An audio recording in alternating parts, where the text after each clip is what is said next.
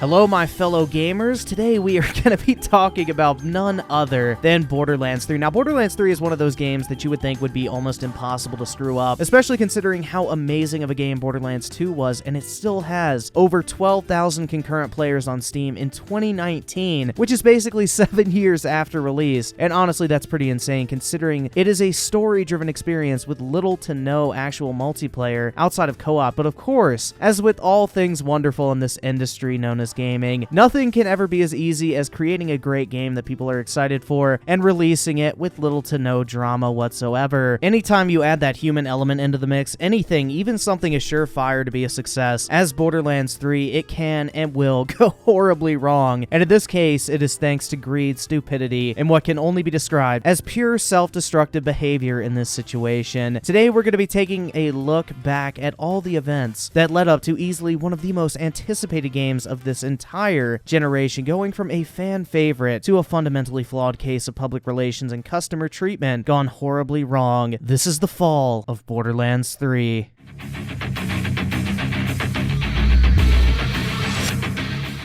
Before Borderlands 3 was ever even confirmed, Randy Pitchford, resident clown and CEO of Gearbox Software, managed to lose a flash drive containing classified company information surrounding Borderlands 3, as well as other games the company was working on, as well as some not-so-safe-for-work videos of a quote-unquote barely legal teen squirting on a camgirl site that Randy apparently was interested in putting on the cover of his magician magazine called Genie, even though in an interview he admitted to being an avid consumer of camgirl content. I mean, he must really love Twitch, but he claimed that he downloaded the video not for his own personal pleasure, but because he wanted to figure out how the girl faked a female ejaculation, saying in an interview, "I realized this is not a sex worker, this is a fucking magician." Now, it's kind of sad to think that our buddy Randy thinks the female orgasm is nothing more than a magic trick, but nah, seriously though, this is important because it marks the first controversy surrounding Borderlands 3 and the development surrounding it. The flash drive was found at a medieval times restaurant by a teenager working at the restaurant, and it was returned to Randy at Gearbox without the information being leaked, luckily. But this information came out when an ex-Gearbox lawyer sued Gearbox and detailed this incident, as well as how our pal Randy supposedly took over $12 million in bonuses for himself without disclosing it to the company, as well as abusing company finances and using the credit card for a bunch of random shit that really has nothing to do with the actual business. Now, of course, these are all alleged things, you know, it's a lawsuit, and this dude is a lawyer, so he's going to try to disparage his opponent as much as possible. But it definitely didn't help in terms of public opinion, which would soon get much worse.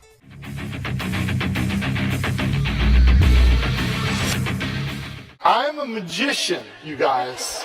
You did this to yourself. You did this to yourself. Go ahead. 1, 2, 3. A miracle! The reveal of Borderlands 3 was nothing short of a nightmare for Gearbox. Kicking things off was probably one of the cringiest gaming event performances I think I've ever seen, dude. It made the fucking Wii music reveal look good because at least that actually had to do with the game itself that they were showing off.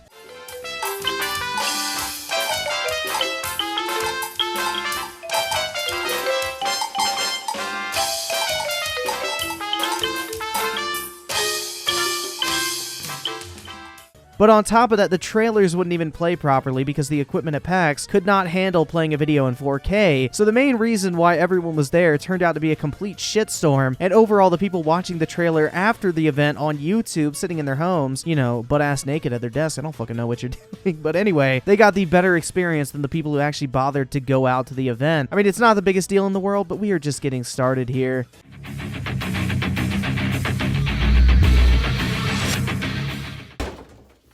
You whore! We like Fortnite! We like Fortnite! We like Fortnite! We like Fortnite! We like Fortnite! We like Fortnite! We like Fortnite! We like Fortnite!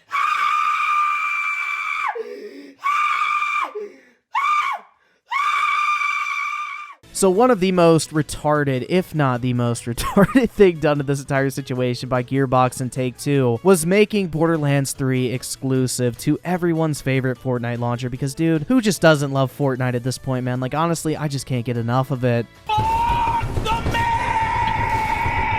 mix! Why the fuck are they a fucking thing, dude? So you guys remember how I said there were still like 12,000 people playing Borderlands 2 on Steam? Well, in doing this, Gearbox and Take-Two literally gave the middle finger to basically their entire PC fanbase because, you know, Borderlands is only on Steam, which of course led to the previous games inevitably getting review bombed as a result. And of course, Randy Pitchford got all up in his feelings that people were pissed about being forced to buy Borderlands 3 on the inferior Chinese Tencent launcher. He then decided to threaten people and say if this keeps up, he will pull all of his games off of Steam, and then took to Twitter and started attacking Borderlands fans and customers. Always a great idea, I might add. And basically had a mental breakdown and told people to fuck off, troll, because he couldn't wrap his head around why people might actually be upset with him literally selling out to the Chinese. Just like how he couldn't wrap his mind around how that female ejaculation he downloaded onto his flash drive was probably just a good old-fashioned golden shower. Sorry to break the illusion, Randy, but yeah, this single-handedly killed the hype for a ton of people on Borderlands 3, including myself, because, you know, now people who play on PC, they have to wait an extra 6 months to get it on Steam. Let's just say you are buying the game on Epic, you are getting the objectively worst version of this game possible, because you get no cloud save support, no achievements, and you can't even pre-download the game so you can play it as soon as it releases at midnight. You have to wait till the game actually releases, wait for it to download, and then you can start playing 3 or 4 hours later. I mean, this shit decision was pure fucking greed, and honestly, they deserve all the shit they get for it because they threw their customers under the bus in order to get that Chinese money. And it's pretty sad to say, but in this situation, the console version of Borderlands 3 will in fact be better than the version offered on the Epic Games Store, and that is pretty fucking pathetic no matter how you spin it.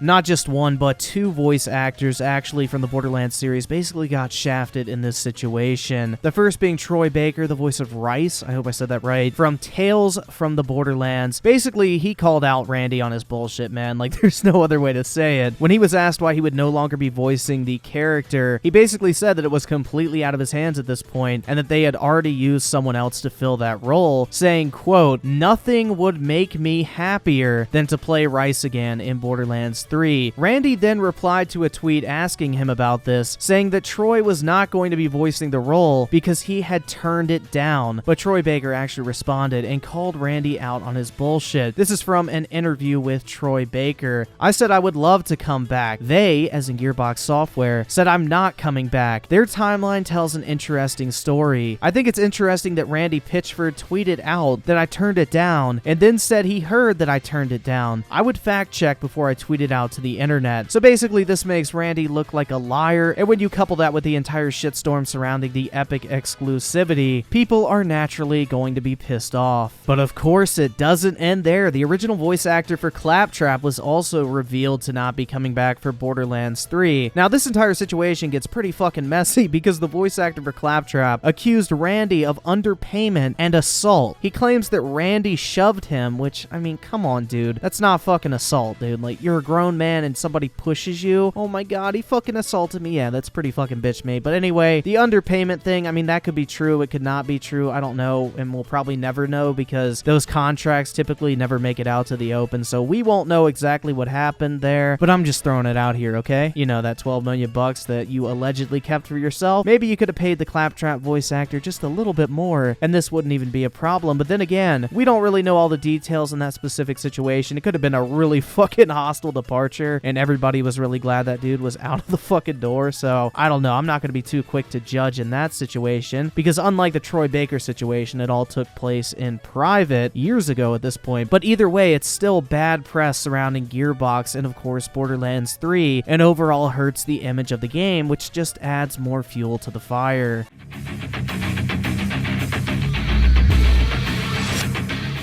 Okay, I know, like, I said the Epic Games stuff was stupid, but Jesus Christ, man, this is even more retarded, okay? Like, there's no other way to put it. If you refer to the Borderlands 3 character Flak with the incorrect pronouns, you will actually get permanently banned from the Borderlands 3 official forum. And no, that's not a joke as much as I wish it was. Apparently, a robot in Borderlands 3 has its own set of pronouns, and if you call it a he or a she, then that apparently is considered hate speech by the moderators of the forum. I really just don't even know how the fuck anyone can defend this shit. Like, honestly, just another example right here of Gearbox shooting themselves in the foot for literally no reason over something that could be easily avoided completely. Like, why does it even matter what pronouns you call a robot? It's not a living thing. But the official statement from Gearbox says, Flak's pronouns are they/them. You are not forced to change your beliefs or viewpoints, but we're clarifying and confirming that is how the character is written, and as such should be referred to. Please remember that this forum's rules include not attacking others for their beliefs. But regardless of that, man, mods on the forum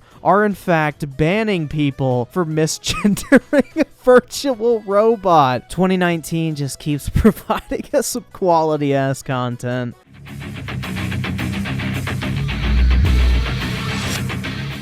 Okay, so at this point, I think everybody knows what's going on in the situation, but at the same time, no one really knows what exactly happened. Basically, a Borderlands YouTuber by the name of SupMatto, who had been posting leaked Borderlands information on his channel for almost a year before Borderlands 3 was even announced, and basically Take-Two was not too happy about this. So this included most recently using a Twitch exploit to access private streams and get thumbnail images from Borderlands 3 streams meant only for Take-Two Interactive and Gearbox purposes only, which, I mean, honestly, I don't really think it's that bad if you ask me. Sure, it's kind of like a gray area, but I really don't think it's worth nuking someone's entire online presence over. But in response, Take-Two gave him 7 copyright strikes, 6 of which were revoked almost immediately. They then sent 2 private investigators to his house to ask questions about how he received this information, and this was apparently part of a 10-month investigation on the part of Take-Two. According to a statement they gave to IGN regarding the topic, they also claimed that they were not planning on taking any legal or civil action against SupMatto at the moment, and they just wanted to take steps to protect their IP and keep information from getting out, which, I mean, I can kind of respect that. You know, who the fuck wants everything they're working on getting leaked? But this, of course, regardless of reasoning, you know, it looks really fucking shady, dude. Like, you're sending 2 private investigators to a YouTuber's house who doesn't have his address listed publicly. You know, that's pretty fucking sketch. But then SupMatto also said that his Discord got nuked only a few minutes after the PIs sent by Take-Two left his house, and apparently Discord banned him because he was posting information surrounding Borderlands 3 in a Discord server that required you to join his channel for $5 a month on YouTube in order to get access to. So I guess they interpreted that the Discord was operating as a way to sell leaked information about Borderlands 3, which, I mean, from that perspective, it does kind of make sense why they nuked his Discord account. But again, we don't really know the details surrounding what happened because I wasn't in the Discord. I didn't even know who this dude was until this entire shitstorm happened. SupMatto also deleted his Twitter shortly after that, and then several weeks later, it actually appears like he deleted his entire YouTube channel because when you try to access it, it doesn't say that it was terminated for violating YouTube TOS, and instead says the channel was just terminated, which usually means someone just deletes their channel themselves, and that's literally all we know in this situation. Could it be that Take-Two strike down the channel into non-existence out of spite? Or could it be that SupMatto was actually facing legal issues if the channel remained up, so he took it down himself? No one actually knows, except Take-Two and SupMatto in this situation, and neither has given an update recently. Either way, it looks like what Take-Two was doing was really fucking shitty, and a lot of people are boycotting Borderlands 3 as a result because no one likes seeing what appears to be a multi-billion-dollar company bullying a small YouTuber for posting videos which at the end of the day equate to free advertisement for their own game. I mean, I get that they want to find potentially the source of the leaked information, but the way they went about it is nothing short of really fucking shitty, dude.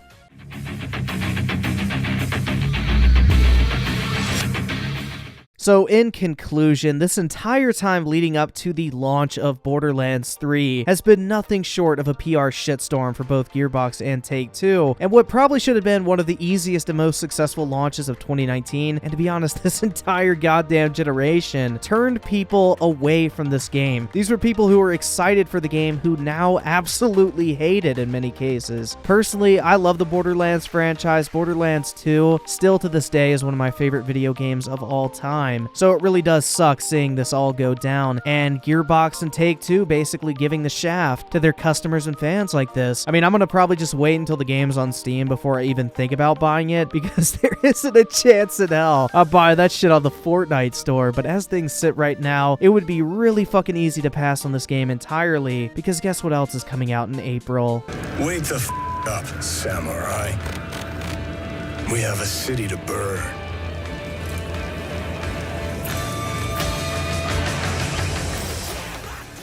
And yeah, I don't think it's really hard to figure out which one I am more excited about. But with that said, guys, that does it for the video today. As always, I want to thank you guys so much for taking the time out of your day to check out the video and for all the recent support as well. And I will catch you guys next time.